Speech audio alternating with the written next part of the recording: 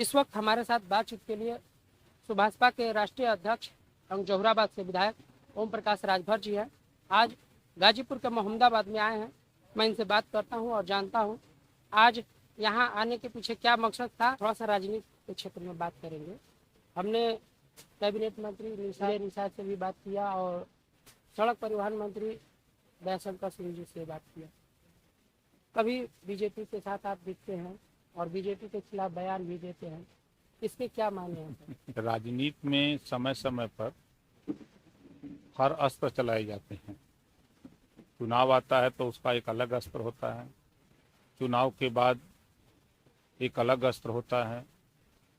जैसे इस समय खेती का है, किसानों की समस्या है, उस पर अलग अस्त्र चलेगा। कठौत की घटना जो घटी है, एक ये अलग अस्त्र है। तो समय समय पर ये चीज़ें होती रहती हैं। अच्छा, आपके विधायक हैं मऊ से अब्बास अंसारी, आप बता रहे हैं कि वो समाजवादी पार्टी के हैं और इसके पहले आपने बयान दिया था, उसमें कहा था कि मैं मुख्यमंत्री से, योगी आदित्यनाथ जी से और जेपी नड्डा जी से बात कर लिया है, वो हमारे विधायक है और हमारे साथ ही रहेंगे। अब आप बता रहे हैं कि वो समाजवादी पार्टी के हैं, इसका क्या? आज भी मैं कह रहा हूँ कि विधिक रूप से विधायक हमारी पार्टी के हैं। आज भी कह रहा हूँ, समाजवादी पार्टी ने जब मुझसे समझौता किया तो हमको धोखा देने की नीयत से उन्होंने 12 सीट अपना प्रत्याशी लगाने की बात कि प्रत्याशी हम देंगे, सिंबल आप दीजिएगा। तो उसी में आप जफराबाद जाइए, जगदीश नारायण का आज भी समाजवादी पार्टी का झंडा लगा के चलते हैं।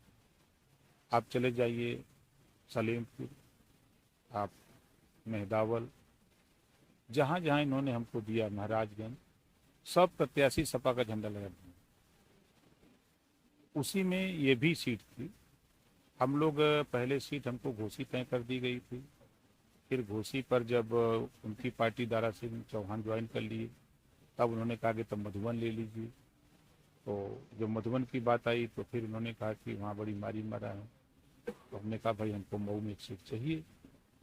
तब उन्होंने कहा कि तब ये सीट हम प्रत्याशी हमारा होगा, सिंबल आपका होगा। तो उसी में उनको हमने ये चीज़ें हैं। तो आज भी मैं कह रहा हूँ विधायक हमारे हैं तो उनकी मदद करना हमारा कर्तव्य है। ईडी सीबीआई अपना काम करे, सरकार अपना काम करे, पार्टी अपना काम कर रही है, हम अपना काम कर रहे हैं। अच्छा, जो ईडी लगातार कार्रवाई कर रही है, उनको गिरफ्तार भी कर ली है। कुछ दिन पहले अभी गाजीपुर जेल में भी आए थे जो मुख्तार के साले हैं, उनको भी इन वक्त रिहाई के वक्त तो उठा ले गई। और इन लोग आरोप लगा रहे हैं कि सत्ता के पक्ष में ये लोग, सत्ता के नशे में ये लोग कार्रवाई कर रहे हैं, बदले की भावना से कार्रवाई कर। आप इसको कैसे? नहीं, देखिए, सुप्रीम कोर्ट ने एक बार सीबीआई को तोता बताया था, आप लोगों के चैनल पे चला था। तो जो सत्ता में रहता है वो ईडी और सीबीआई का दुरुपयोग करता है, ये सुप्रीम कोर्ट ने भी कहा। अभी अभी संजय राउत जी के मामले पर सुप्रीम कोर्ट ने बहुत लताड़ा है ईडी को कि आप कठपुतली बन करके किसी निर्दोष आदमी को इस तरह का जेल में बंद नहीं कर सकते। ये सारी चीज़ें जो देश से छन के बातें आ रही हैं, तो ये साबित करता है कि ईडी और सीबीआई सरकार के इशारे पर काम करती है। अब्बास के लेकर आप बता रहे हैं कि मतलब उनके खिलाफ भी ऐसा ही कार्रवाई? देखिए, ईडी का जो काम चल रहा है, मैं फिर कह रहा हूं कि जैसे अब संजय राउत को ले लीजिए, क्या कसूर? कोई कसूर नहीं पेश कर पाए, कोई साक्ष्य ईडी नहीं दे पाई, लेकिन उनके खिलाफ मुकदमा लिख करके जेल भेज दिया। जेल में बेचारे पड़े रहे, जमानत करा के आए। तो ईडी को अपना साक्ष्य भी तो प्रस्तुत करना चाहिए। तो बंद करना तो हम बैठे हैं, अभी हमको पकड़ के बंद कर दें, जेल भेज दें, लेकिन जब साक्ष्य प्रस्तुत करना होगा तो नहीं दे सकते। संजय राउत के साथ हुआ, बहुत लोगों के साथ हुआ। अभी जब संजय निषाद जी मिले थे और दयाशंकर जी, वो बता रहे थे कि आने वाला चुनाव, मैंने उनसे पूछा था कि क्या लगता है कि ओम प्रकाश राजभर बीजेपी के साथ खड़े दिखाई देंगे, आप इस पे क्या प्रतिक्रिया देना चाहेंगे? हम तो आपके सामने बैठे हैं और हम इस समय 25 करोड़ आबादी उत्तर प्रदेश की और 135 करोड़ आबादी देश की, हमारा जहाँ तक संगठन है, हम जनता के बीच में उनको समझा रहे हैं कि अपनी गिनती करा लो। जातिवाद जनगणना जब तक नहीं होगी तब तक तुमको हिस्सा नहीं मिलेगा। प्रधानमंत्री एक हैं, संविधान एक है, राष्ट्रपति एक हैं, तो देश में एक समान अनिवार्य फ्री शिक्षा के लिए आप लड़ो। आज RBI, reserve bank of India, गरीबों के पैसे जो टैक्स में कट रहे हैं वो आरबीआई जमा हो रहे हैं। आरबीआई से लोन लेने वाले उद्योगपति 500 करोड़, 800 करोड़, 1500 करोड़, 1000 करोड़ लोन ले रहे हैं किसी काम को करने के लिए।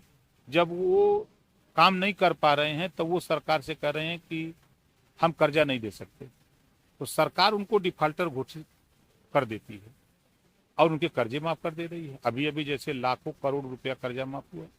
तो प्रदेश में घरेलू बिजली का बिल तमाम गरीब देने में असमर्थ है, वो डिफाल्टर है, तो इनका भी घरेलू बिजली का बिल माफ होना चाहिए। दुनिया के तमाम देशों में शिक्षा और स्वास्थ्य फ्री है, तो यहाँ भी गरीबों का इलाज फ्री में होना चाहिए। देश में बेरोजगारी चरम पे है। हमारी पार्टी का, हमारे नेताओं का मानना है कि कक्षा 4 से तकनीकी शिक्षा, मोबाइल बनाना, मोटरसाइकिल बनाना, लाउडर बनाना, लैपटॉप बनाना, टीवी बनाना, इस तरह के 100 विषय बने, एक विषय हर बच्चे को पढ़ना अनिवार्य। देश में तकनीकी शिक्षा लागू कराना, उसके पीछे हम लोगों का मानना है कि 4 साल, कक्षा 4 से अगर वो पढ़े तो 4 साल, 6 साल, 5 साल के बाद जब स्कूल छोड़ेगा, कॉलेज छोड़ेगा बच्चा, तो उसके हाथ में हुनर होगा। नहीं नौकरी मिलेगी, कहीं रोजगार नहीं कर सकता, तो खुद के हाथ में जो हुनर है, सड़क पे कहीं गोमती भी खोल करके अगर वो मोबाइल की दुकान खोल ले, कहीं पेड़ के नीचे बोरा भी बिछा के रिंच रख के अगर मोटरसाइकिल बनाने लगे, तो आराम से वो 400-500 रुपया कमा के अपने और अपने परिवार की जीविका चला सकता है। अच्छा, आप गरीबों की मुद्दा बहुत उठाते हैं, लेकिन जो सरकार पूरे प्रदेश भर में स्वयं सहायता समूह बनाई है, महिलाओं को आत्मनिर्भर बनाया जा रहा है, रोजगार से जोड़ने का काम किया जा रहा है, वहीं आंगनबाड़ी भी है, शिक्षा मित्र भी है, इसके अलावा मनरेगा की बात की जाए, तमाम जगहों पे सब लोग काम कर रहे हैं, लेकिन समय से किसी को मजदूरी नहीं मिल पा रहा है। ऐसे में कैसे घर चल पाएगा? देखिए, ये जिम्मेदारी सरकार की होती है। हम अगर कोई योजना ले आ रहे हैं तो योजना के पहले हमको उसकी व्यवस्था कर लेनी चाहिए कि हम अगर ये स्कीम लॉन्च कर रहे हैं तो इसके लिए हमारे पास इतना फंड होना चाहिए। जैसे कोई सड़क बनाने की योजना बनी कि सड़क बनेगी, तो उसका एस्टीमेट बनता है कि इतना रुपया लगेगा तब ये सड़क तैयार होगी। उसी तरह सरकार को चाहिए कि योजना, बेरोजगारी इतना चरम पे है कि मनरेगा में MEd, BEd, BCom, MCom, MSc, BSc बच्चे मनरेगा में काम कर रहे हैं। ऐसा गांवों में देखने को मिल रहा है। बेरोजगारी इतनी है, इसकी वजह से ये देखने को मिल रहा है। तो बेरोजगारी कैसे दूर हो, मैं 20 साल का पार्टी बना के अनुभव है और 42 साल से हम शिक्षा पीरियड से राजनीति कर रहे हैं।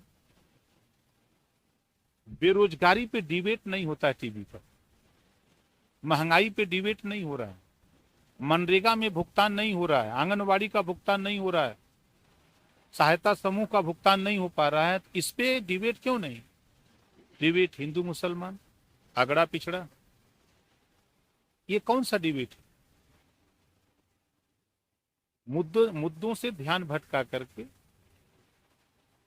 तरह तरह के सगुफे लाए जाते हैं जनता के बीच में, जनता उसी में रुक जाती है। आज जैसे इस समय किसान को खाद, बीज, पानी की जरूरत है। इस समय देश के नेता और आप लोगों से भी कहूंगा कि इस मुद्दे पर चर्चा होनी चाहिए कि साधन सहकारी समिति पे खाद पहुंची कि नहीं पहुंची, किन किन क्षेत्रों में खाद नहीं पहुंची, बिजली की कटौती की क्या स्थिति है, किसानों को टाइम से बिजली मिल रही कि नहीं मिल रही है, कीटनाशक दवाएं जो सरकार उपलब्ध कराती क्या वहां तक पहुंचा कि नहीं पहुंचा, बीज समय से साधन सहकारी केंद्रों पर जहां बीज वितरण होता क्या वहां पहुंचा कि नहीं पहुंचा। समय समय पर जिन चीजों की आवश्यकता है उन चीजों पर हमको डिबेट करना चाहिए। लेकिन मैं इधर 20 साल से देख रहा हूं, चाहे वो रबी की फसल हो चाहे खरीफ की फसल हो, मतलब किसी सीजन में इन सब मुद्दों की चर्चा नहीं हो रही है। सरकार सड़क, शिक्षा और स्वास्थ्य की दावा कर रही है और आप इन मुद्दों को बड़ी बेबाकी से उठाते हैं। आप ही के एक विधानसभा का अंतिम गांव है सरदरपुर, जहाँ पे आज भी गांव तक पहुंचने के लिए सड़क नहीं है, वहाँ एम्बुलेंस नहीं पहुंच सकती है, उस गांव का विद्यालय जर्जर है, उसमें बच्चे जान जोखिम में डालकर पढ़ाई करते हैं। क्या आप कभी वहाँ पे गए हैं या फिर कभी आपने जानने की कोशिश की? नहीं, देखिए सही बात है कि मैं नहीं गया हूँ और ना मुझे जानकारी है। मुझे तो अच्छा लगा आपने बता दिया। अब हमारे नेता लोग हैं, अमरनाथ पासवान जी यहीं बैठे हैं, उसी इलाके में घर है। सुरेश जी हैं।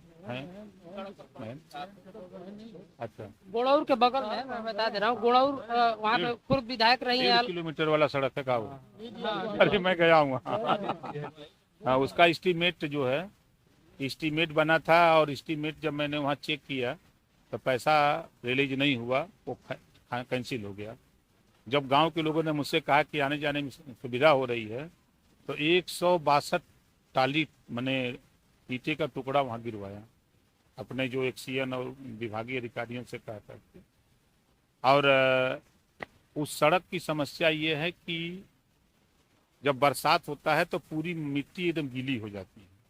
उस मिट्टी पर अगर खाली लेपन का काम या खड़ंजा का होगा तो बरसात में नहीं चल सकता, जो मुझे जानकारी दी गई वहाँ पे। बिल्कुल सही कहा। वहाँ खुदाई करके बाहर से मिट्टी या बालू डाल करके तब उसका लेपन का काम हो या खड़ंजा का काम हो, जो भी काम हो, तब संभव है। वहाँ एस्टीमेट बना था सारी व्यवस्था, लेकिन वो कैंसिल हो गया। विगत 25 वर्ष पहले गांव के लोग बताते हैं कि 25 वर्ष पहले किसी जनप्रतिनिधि ने खड़ंजा कराया था, लेकिन 25 वर्ष के बाद आज तक एस्टीमेट नहीं बन पाया। देखिए, हमारा अपना मानना है कि मैं उस गांव में गया था, मुझे याद आ गया जो आपने याद दिलाया। तो चुनाव के बाद गए हो? हम चुनाव के बाद, हम चुनाव वोट मांगने नहीं जाते हैं। क्योंकि चुनाव में वो लोग वोट का बहिष्कार कर रहे थे, झंडा बैनर लगा कर।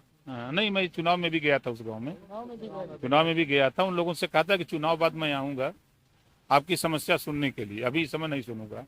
इस समय आप हमको उस लायक समझते हो तो वोट दे दीजिए। 5 साल आपने हमसे ये समस्या क्यों नहीं बताई? मैंने उस दिन सवाल उनसे किया। देखिए, प्रदेश में या आम आदमी में गरीब कमजोर चुनाव के समय आता है तो सड़क तक निकल जाता है, बाजार में जाके चुनावी माहौल में घूमता है। लेकिन जिस तरह विधायक, प्रधान, जिला पंचायत, क्षेत्र पंचायत वोट मांगने के लिए जनता के तक जाते हैं, ये बात आम जनता जानती है कि जब वोट आता है तो हमारे पास लोग आते हैं। आपका भी कर्तव्य है कि जब आपका काम है तो आपने वोट दिया, जिसको जनप्रतिनिधि बनाया है, तो उसके यहाँ तक जाना चाहिए। सरदरपुर में जब मैं गया तो यही सवाल किया कि 5 साल आप हमसे क्यों नहीं मिले? तो उन लोगों ने कहा कि हम लोग सोचे कि दूसरी पार्टी के हैं। हम के महाराज, हम दूसरी पार्टी के नहीं हैं, हम जहूराबाद के विधायक हैं। और जहूराबाद में जिन लोगों ने वोट दिया नहीं दिया वो अलग बात है, लेकिन हम पूरे जहूराबाद विधानसभा के विधायक हैं। तो हमारा कर्तव्य है कि आप अपनी समस्या लेके आओ। अगर मैं न सुनता तब आप हमसे कहते। तो जब ये कैंसिल हो गया तो मुझे लोगों ने बताया, अब बताया लोगों ने, तो हमको याद आ गई। तो मुझे लोगों ने बताया कि साहब यहाँ आवागमन में अगर रास्ते पे ईंटा का टुकड़ा डाल के हो जाता तो भी हो जाता। तो मैंने एक्सीएन को, उनको एससी को फ़ोन किया, 162 टाली वहाँ टुकड़ा गिरवाया। तो हमारी कोशिश भी है कि उस सड़क को, लंबा है, बजट ज़्यादा है। तो अभी 15 नवंबर तक प्रदेश सरकार गड्ढा मुक्त के लिए कही थी, लेकिन ग्रामीण इलाकों में सड़क में गड्ढा है कि गड्ढे में सड़क है, पतित नहीं हो पा रहा है। क्या कहेंगे? देखिए, बरसात एक ऐसा सीजन है कि अच्छे अच्छे लोगों का चेहरा बिगाड़ देती है। ये तो सड़क है। चलिए, ठीक है। तो ये थे भाजपा के राष्ट्रीय अध्यक्ष और जौहराबाद से विधायक ओम प्रकाश राजभर जी, जिन्होंने तमाम मुद्दे पर हमसे बेबाकी से बात किया। गाजीपुर से शशिकांत तिवारी।